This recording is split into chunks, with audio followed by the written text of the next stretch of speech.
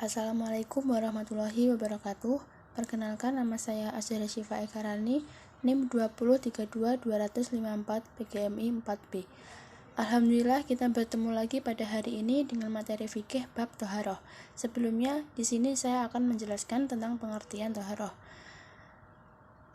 Pernahkah kalian mendengar kata Thaharah? Thaharah memiliki arti yang penting dalam beribadah. Tentunya sebelum kita membaca Al-Quran, sebelum sholat, kita harus bersih, kita harus suci.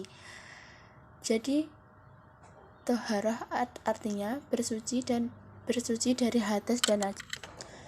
Najis adalah kotoran yang menjadi sebab terhalangnya seseorang untuk beribadah kepada Allah, dan hadas adalah kondisi tidak suci seseorang muslim yang menyebabkan terhalangnya orang itu untuk melakukan ibadah.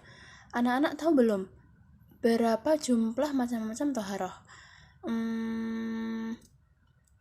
Macam Thaharah itu ada 4, yaitu 1. Mandi, 2. Wudu, 3. Tayamum, 4. Istinja.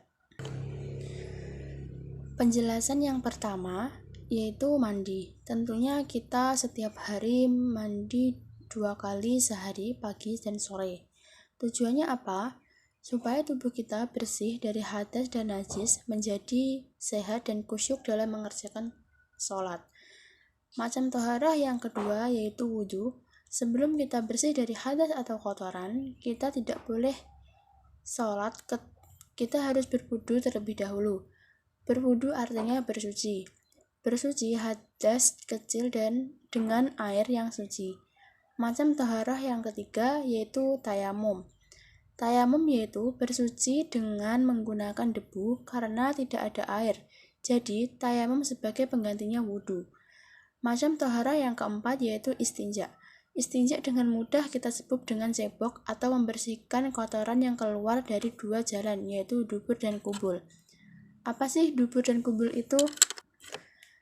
Dubur artinya tempat keluar buang air besar, sedangkan kubul artinya tempat keluar buang air kecil. Nah, sekarang kita menuju alat Thaharah. Alat Thaharah yang bisa digunakan untuk bersuci yaitu 1. Air.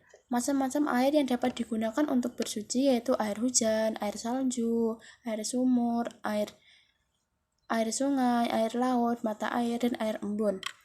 Yang kedua yaitu batu, yang ketiga tisu, yang keempat daun, dan yang kelima kayu. Nah, sekarang kita lanjut ke macam-macam najis. Macam-macam najis dibagi menjadi 3, yaitu najis berat atau najis mughaladah, yaitu najis anjing atau najis anjing dan babi, misalnya terkena darah atau air liurnya. Nah, cara mensucikannya dibersihkan dengan air yang suci 7 kali, 1 kali dicampur dengan tanah yang suci. Yang kedua yaitu najis sedang atau najis mutawasilah. Najis mutawasitah yaitu najis pertengahan atau najis selain najis mughaladah dan mukhafafah. Contohnya kotoran manusia dan hewan, nanah, arak, muntah, dan bangkai binatang. Cara mensucikannya dengan membersihkan najis tersebut hingga hilang rasa bau dan rasanya dan warnanya. Yang ketiga yaitu najis ringan atau najis mukhafafah, yaitu berupa air kencing bayi laki-laki yang umurnya kurang dari 2 tahun dan belum makan apa-apa selain ASI. Cara mensucikannya hanya dengan memercikan air di atas hingga bersih meskipun bukan air mengalir. Kemudian bagian tubuh mana yang harus dibersihkan? Yang pertama, badan. Badan harus terjaga dari kotoran dan najis. Pakaian harus selalu bersih agar terhindar dari penyakit. Dan yang kedua, dubur dan kubul. Selain buang air kecil dan buang air besar, kita harus istinja, yaitu membersihkan dengan tangan kiri menggunakan air. Kenapa kita harus hidup bersih? Karena kebersihan adalah tuntunan Islam dan kebersihan sebagian dari iman. Ingat firman Allah surat Al-Baqarah ayat 222, sesungguhnya Allah menyukai orang yang bertaubat dan orang yang mensucikan diri. Dan ingat juga hadis Nabi Muhammad, at-tahuru syatrul iman. Kebersihan itu sebagian dari iman.